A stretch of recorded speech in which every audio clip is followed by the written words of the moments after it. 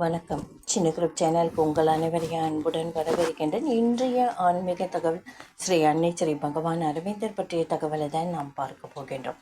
அன்பர்கள் அனைவருடைய பிரார்த்தனையும் ஸ்ரீ அன்னை ஸ்ரீ பகவான் அரவிந்தர் திருப்பாதங்களில் சமர்ப்பணம் செய்கின்றேன். நம்பிக்கையான நியாயமான பிரார்த்தனைகள் அத்தனையுமே நிச்சயமாக கைகூடும். இன்றைய பதிவில் ஸ்ரீ அன்னையின் உரை, அந்த ஒன்றினை கண்டுபிடி. நாம் உண்மையான ஆர்வம் ஒன்றிலேயே நம்முள் இப்பொழுது அடைந்து கிடக்கும். ஒரு கதவை திறந்து வாழ்வின் பொருளையே மாற்றிவிடக்கூடிய, நமது கேள்விகளுக்கெல்லாம் பதிலளித்து நமது பிரச்சனைகளுக்கெல்லாம் தீர்வு காணக்கூடிய அந்த ஒன்றினை நாம் அறியாமலேயே எந்த பூரணத்தை அடைய விளைகின்றோமோ அந்த பூரணத்திற்கு நம்மை இட்டு செல்லும் அந்த ஒன்றினை, எது ஒன்றே நமக்கு திருப்தியையும் நிலைத்த மகிழ்ச்சியையும் சமநிலையையும் வலிமையையும் வாழ்வும் அருள முடியுமோ அந்த மெய்ப்பொருளுக்கு நம்மை இட்டு செல்லும் அந்த ஒன்றினை கண்டுபிடிக்கலாம். இதை நீங்கள் எத்தனையோ தடவைகள் கேட்டிருக்கின்றீர்கள். சொல்ல போனால் இங்குள்ள சிலருக்கு தண்ணீர் குடிப்பது போல் விட்டு ஜன்னலை திறந்து சூரிய ஒளி வெளிச்சத்தை உள்ளே வர விடுவதைப் போல் அவ்வளவு தூரம் பழகி போன விஷயம். இது விஷயமாக நாம் சிறிது முயன்றிருக்கின்றோம். இப்பொழுதே அதிக அக்கறையோடு முயலப் போகின்றோம். முதலாவது, நாம் அதை விரும்ப வேண்டும். உண்மையாகவே விரும்ப வேண்டும். அதன் தேவையை உணர வேண்டும். இதுவே தொடக்கம். அடுத்த அடி அதை பற்றி சிந்திக்க வேண்டும். நமது சிந்தனையில் மற்றெல்லாவற்றையும் விட அதற்கு முதலிடம் தர வேண்டும். அதை தவிர வேறெதையும் பற்றி உன்னால் நினைக்க முடியாத ஒரு நாள் வரும். வெகு விரைவிலேயே வரும்.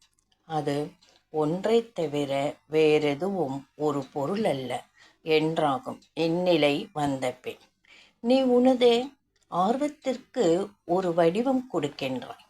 உண்மையான பிரார்த்தனை தேவையில் உள்ள நேர்மையை வெளிப்படுத்தும் பிரார்த்தனை. உள்ளத்திலிருந்து எழ செய்கின்றாய். என்ன நிகழ்கின்றது என்பதை நீயே பார்க்க போகின்றாய்.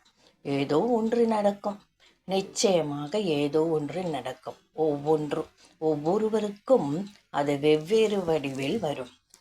ஆர்வம் ஓர் அன்பை போன்றது. ஆர்வம் அம்பை போன்றது.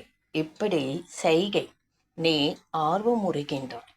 உண்மையை புரிந்து கொள்ள வேண்டும், அறிய வேண்டும், அதனுள் புக வேண்டும் என உனக்கு மிகுந்த ஆவல். சரி, அதன் மேல் அந்த ஆர்வத்துடன் நீ இவ்வாறு செய்கின்றாய். உனது ஆர்வம் நேரே மேலே எழுகின்றது. மிகுந்த வலுவுடன் எழுகின்றது. எழுந்து ஒரு வகையான என்ன சொல்வது, மூடி மீது இரும்பை போன்று கடினமான தடித்த மூடி மீது மோதுகின்றது. அந்த மூடியை கடக்க முடியவில்லை. உடனே நீ இப்படி சொல்லத் தொடங்கி விடுகின்றாய். பார்த்தாயா, ஆர்வம் முறுவதால் என்ன பயன்? அதனால் எந்த நல்ல பலனும் உண்டாவதில்லை.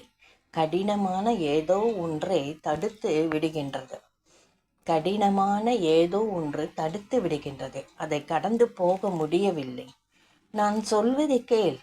கடினமான பாறை மேல் ஒவ்வொரு சொட்டாக விழும் தண்ணீர் முடிவில் அந்த பாறையை உச்சி முதல் அடிவரை துளைத்து விடும் என்று நீ கேள்விப்பட்டதில்லையா? உன்னுடைய ஆர்வமும் அந்த நீர்த்துளி போன்றதே. கீழ் நோக்கி விழுவதற்கு பதில் அதை மேல் நோக்கி செல்கின்றது. அவ்வளவுதான். ஆகவே உனது ஆர்வம் மேலெழுந்து சென்று அந்த கடினமான மூடியின் மீது அடித்து கொண்டே இருந்தால் ஒரு நாள் அதில் ஒரு துளை உண்டாகிவிடும். அப்படி துளை போட்டு விட்டவுடன் திடீரென அந்த மூடிக்கு மேலே எழுந்து ஒரு ஒளி பிரகாசமாக நுழைந்து விடுவாய். ஒளி பிரபாகத்தினுள் நுழைந்து விடுவாய். உடனே இப்பொழுது எனக்கு புரிகிறது என்கின்றார். இப்படித்தான் நடக்கின்றது. ஆகவே நீ சிறிதும் அயராது விடாப்பிடியாக சிறிதும் சளைக்காது முயல வேண்டும். அதாவது எந்த ஒரு முயற்சியும் நம்ம முழு ஈடுபாடுடன் முழு ஆர்வத்துடன் நம்பிக்கையுடன் நம்ம அந்த முயற்சி செஞ்சால் கண்டிப்பாக அந்த முயற்சி வெற்றியை கொடுக்கும். கடினம்தான், ஆனால் முயற்சி செய், கண்டிப்பாக ஒரு நாள் நீ வெற்றியை சந்திப்பாய் என்று சொல்லப்படுகிறது. உனது ஆர்வம் நேரே மேலே செல்ல வேண்டும். அதனால் அதையும் இதையும் நாடி அங்கும் இங்குமாய் அலையக்கூடாது. நேரே குறியை நோக்கி செல்ல வேண்டும். நேராக மேலே போகணுன்னா அந்த நோக்கு தான் உன் மனசில் இருக்கணும்.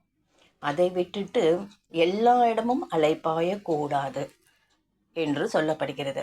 இது ஒன்றே குறி. புரிந்து கொள்ள வேண்டும், புரிந்து கொள்ள வேண்டும், அறிந்து கொள்ள வேண்டும், அறிந்து அதாக ஆக வேண்டும். ஆக ஒருவன் உச்சியை அடைந்து விட்ட பின் புரிந்து கொள்வதற்கு இனி ஒன்றும் இல்லை, அறிந்து கொள்வதற்கும் இனி ஒன்றும் இல்லை. அவன் அதுவே ஆகிறான்.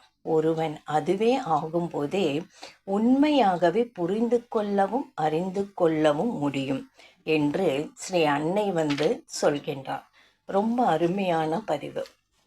இந்த பதிவு உங்களுக்கு நிச்சயமாக எளிமையான தமிழில் தான் கொடுக்கப்பட்டிருக்கு. இது கண்டிப்பாக உங்களுக்கு புரிஞ்சிருக்கும். இந்த பதிவு உங்களுக்கு புரிஞ்சிருக்கும்னு நம்புகிறேன். ஒரு முறைக்கு இருமுறை நீங்கள் மறுபடியும் இந்த வீடியோ பதிவை கேட்டிங்கன்னா முழு அர்த்தமும் புரிந்திருக்கும். அடுத்த வீடியோ பதிவில் ஒரு முனைப்படுதல் தியான வேலை கவனத்தை ஒரு முனைப்படுத்துதல் என்ற பதிவு ஸ்ரீ அன்னையின் உரையிலிருந்து பார்க்கலாம். இன்றைய வீடியோ பதிவு இத்துடன் முடிச்சுக்கிறேங்க. அடுத்த ஆன்மீக தகவல் இதை விட சிறப்பான ஒரு தகவலை பார்க்கலாம். இந்த வீடியோ பதிவு பிடித்திருந்தால் லைக் பண்ணுங்கள், ஷேர் பண்ணுங்கள், சப்ஸ்கிரைப் பண்ணி கமெண்ட் பண்ணுங்கள். நன்றி.